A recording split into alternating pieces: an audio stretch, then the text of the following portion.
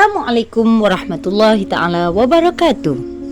Selamat kembali di channel saya, Sekelip Cahaya, di mana di dalam channel ini saya mengajak kawan-kawan mengenang, mengulas maupun membahas kembali kisah-kisah di zaman terdahulu maupun di zaman keberadaan baginda Rasulullah dan para nabi-nabi lainnya. Jadi sebelum itu, ada baiknya kita mulakan dengan bersalawat. Sudahkah kawan-kawan bersalawat hari ini? Jom kita bersalawat. Allahumma salli ala Sayyidina Muhammad wa alihi wasallim. Jadi kali ini kawan-kawan, saya ingin mengajak kawan-kawan mengimbas kembali kisah di mana keberanian baginda Rasulullah sallallahu alaihi wasallam dalam perang Hunain. Di mana terjadinya perang Hunain ini pada bulan Syawal tahun 8 Hijriah ataupun 630 Masehi. Perang Hunain ini mengisahkan keberanian dan kepahlawanan baginda Rasulullah sallallahu alaihi wasallam dalam memimpin dan menghadapi musuh. Saat itu baginda Rasulullah bersama 10,000 kaum muslimin baru saja menaklukkan kota Makkah. Setelah Rasulullah sallallahu alaihi wasallam selesai dari membuka kota Mekah dan membenahi urusannya serta memajoritikan penduduk yang telah masuk Islam. Lalu baginda Rasulullah membebaskan mereka. Setelah itu, sampailah berita kepada baginda Rasulullah bahawa orang-orang Hawazin telah mempersiapkan bala tentera untuk memerangi di bawah pimpinan amir mereka, iaitu Malik Ibnul Auf, dengan dibantu oleh semua orang Safiq dan Bani Juzim. Di mana sebab berlakunya peperangan ini adalah perang ini berlaku selepas pembukaan kota Mekah, iaitu Fathu Makkah. Berlakunya perasaan yang tidak senang di hati penduduk-penduduk kaum musyrikin yang berada di persekitaran Mekah, terutama puak Hawazin dan Thaqif. Mereka tidak dapat menerima hakikat penaklukan umat Islam di kota Mekah. Jadi kedua-dua puak ini merancang untuk menyerang umat Islam di Makkah. Dan mereka mula berkumpul di satu kawasan bernama Autas berdekatan lembah Hunain.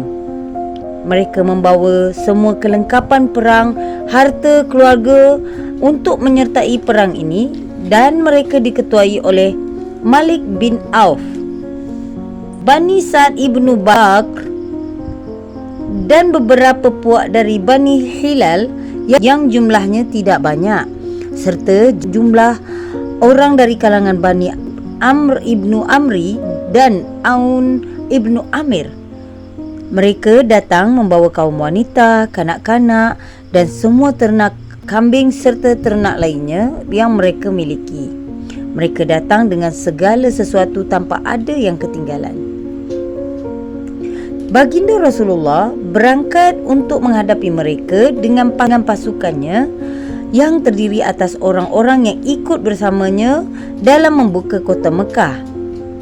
Jumlah mereka terdiri dari 10,000 orang dari kalangan kaum Muhajirin dan kaum Ansar, serta kabilah-kabilah Arab lainnya.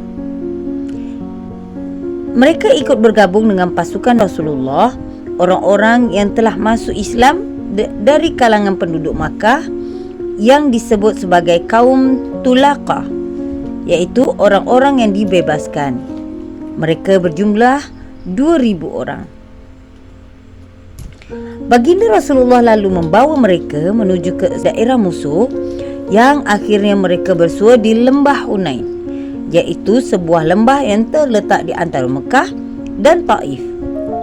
Pertempuran terjadi di lembah itu di saat pagi buta sebelum menjelang subuh. Mereka menuruni lembah itu sedangkan orang-orang Hawazin telah memasang perangkap buat pasukan kaum muslimin. Ketika kedua pasukan saling berhadapan, maka pasukan kaum muslimin merasa terkejut kerana mereka dikepung secara tiba-tiba, dan di mana kaum musuh melempari mereka dengan anak-anak panahnya, dan mereka menghunus pedangnya masing-masing. Lalu secara beramai-ramai mereka menyerang pasukan kaum muslimin sesuai dengan perintah raja mereka.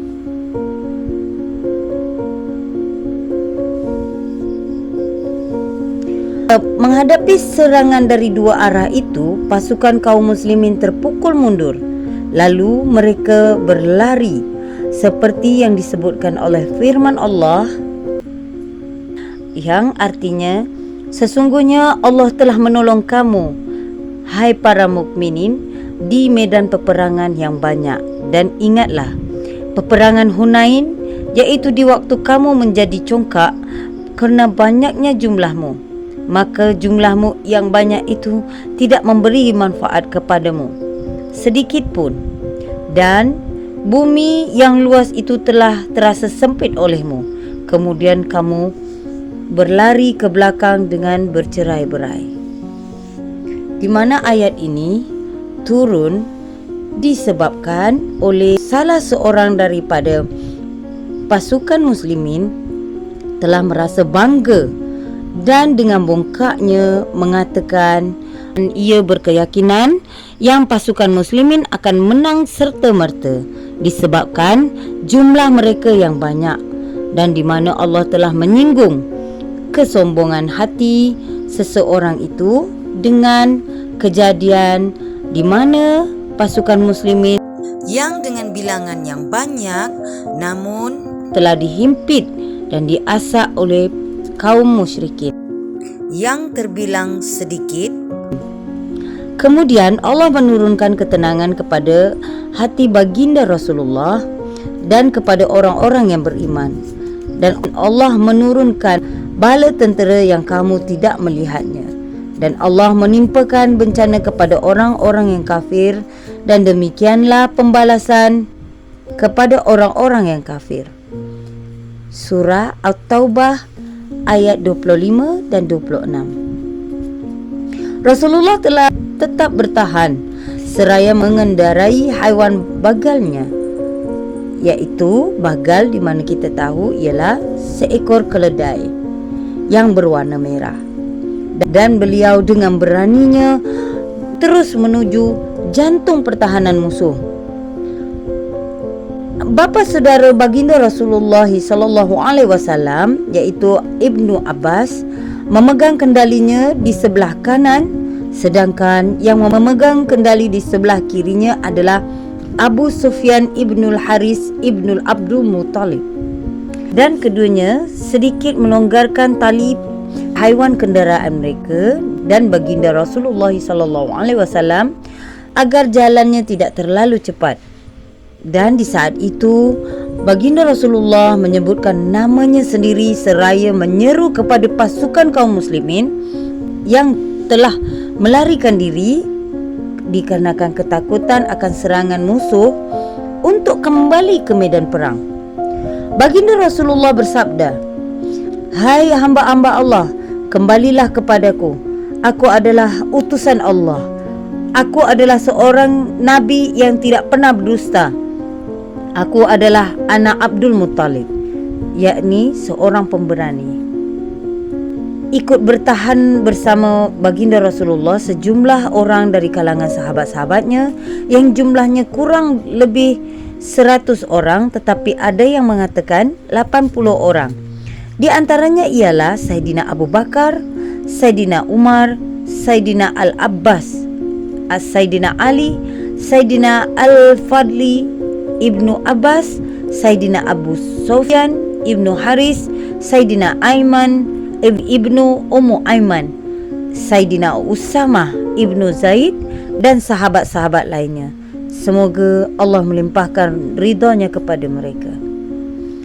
Kemudian Nabi SAW memerintahkan bapa saudaranya, iaitu Saidina Ibnu Abbas yang terkenal mempunyai suara yang keras, untuk menyerukan kata-kata.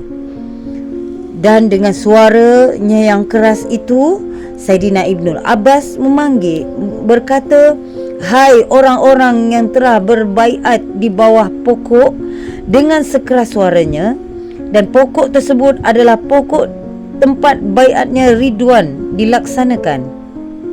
Kaum muslimin dari kalangan Muhajirin dan Ansar berbaiat kepada baginda Nabi Rasulullah SAW di tempat itu, bahawa mereka tidak akan lari atau meninggalkan baginda Rasulullah dalam keadaan apapun. Maka Sayyidina Ibnu Abbas menyeru kepada mereka dengan kata-kata, hai ashabu Samrah. Ada kalanya pula ia menyeru, hai orang-orang yang memiliki surah Al-Baqarah. Dengan lantangnya ia mengucapkan itu, maka kaum muslimin menjawabnya dengan ucapan labbaika ya labbaika. Pasukan kaum muslimin yang berbalik bergabung dengan baginda Rasulullah, sehingga seorang lelaki yang untanya menolak untuk kembali ke medan perang, ia dengan serta-merta membalikkan badannya dan turun dari untanya dan memakai baju besinya kembali, lalu melepaskan untanya dan bergabung dengan baginda Rasulullah. Setelah sejumlah pasukan dari kalangan kaum muslimin bergabung dengan baginda Rasulullah, maka baginda Rasulullah memerintahkan untuk mula membalas serangan dengan sungguh-sungguh. Lalu baginda Rasulullah mengambil segenggam pasir setelah berdoa kepada Allah dan meminta pertolongan kepadanya. Lalu beliau bersabda, ya Allah, tunaikanlah kepadaku apa yang telah engkau janjikan kepadaku. Kemudian baginda Rasulullah seraya melemparkan pasir itu ke arah pasukan kaum musyrikin, maka tidak ada seorang pun dari pasukan musuh melainkan kedua matanya dan mulutnya terkena dengan pasir, yang membuat mereka sibuk dengan keadaan dirinya sehingga lupa kepada peperangan yang dihadapinya. Akhirnya mereka terpukul mundur dan kaum muslimin mengejar mereka dari belakang seraya membunuh dan menawan mereka. Ketika seluruh pasukan kaum muslimin telah bergabung, mereka melihat para tawanan telah digelar di hadapan baginda Rasulullah. Dari kisah ini dapat kita tarik kesimpulan begitu keberanian baginda Rasulullah sallallahu alaihi wasallam yang dalam situasi seperti itu, di mana pertempuran yang sedang sengit, namun pasukan muslimin telah mundur dan lari meninggalkannya. Tetapi baginda Rasulullah tetap berada di atas haiwan kenderaannya, padahal kenderaannya yang dikatakan tidak dapat berlari dengan cepat, tidak layak untuk menyerang. Sekalipun demikian, baginda Rasulullah SAW memacunya menuju arah jantung musuh seraya mengisytiharkan nama dirinya agar orang yang tidak mengenalinya menjadi kenal kepadanya. Semoga salawat dan salam Allah terlimpah kepadanya sampai hari pembalasan. Sikap seperti itu tiada lain hanya kerana percaya kepada Allah dan bertawakal kepadanya, bahawa Allah pasti akan menolongnya dan menyempurnakan risalah yang diembankannya, serta pasti meninggikan agamanya di atas semua agama. Kisah ini ditafsir dari Ibnu Katsir. Jadi kawan-kawan, di mana kita mengenali salah satu daripada watak baginda Rasulullah SAW, iaitu seorang yang sangat pemberani dan sangat berjiwa pahlawan. Masya Allah. Jadi sampai di sini dulu pertemuan kita kali ini. Jumpa lagi di video berikutnya. Wassalamualaikum warahmatullahi taala wabarakatuh.